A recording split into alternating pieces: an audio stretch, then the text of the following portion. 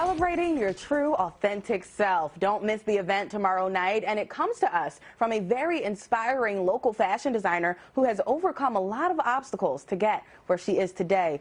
We'd like to welcome back Jacqueline City to Philly Live. Jacqueline, for our viewers who may not remember your first appearance on Philly Live, briefly share your story with us. I'm a disabled designer from South Philadelphia. I overcame being bedridden. With dysautonomia, I lost 50 pounds, and then as I progressed and started to get better, I created a really inclusive clothing line with sizes up to a 5X. And because I've shared my story, this collection is all about having other people share their stories of triumph and recovery.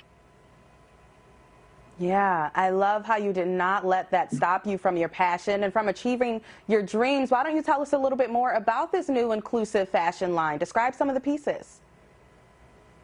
This collection is unlike any of my other collections. It's really based on streetwear that was inspired by the city of Philadelphia.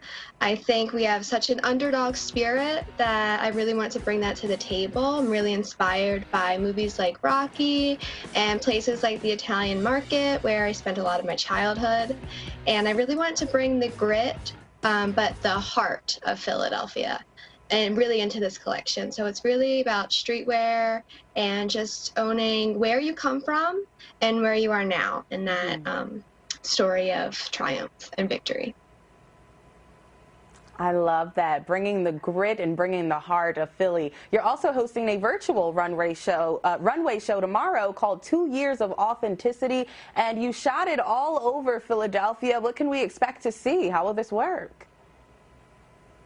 I had real models, real people model, from students to veterans to older people to plus size.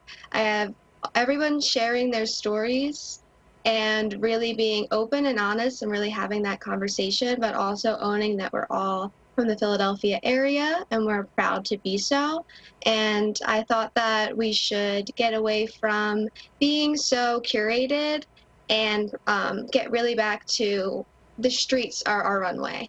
You can wear Jacqueline City apparel and walk down the street and feel like you're strutting down the runway, and anyone should be welcome in the fashion world, not just the ideal model type.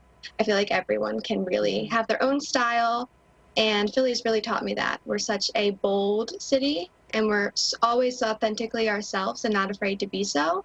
And that's what I really wanted to channel with this collection and the runway show itself.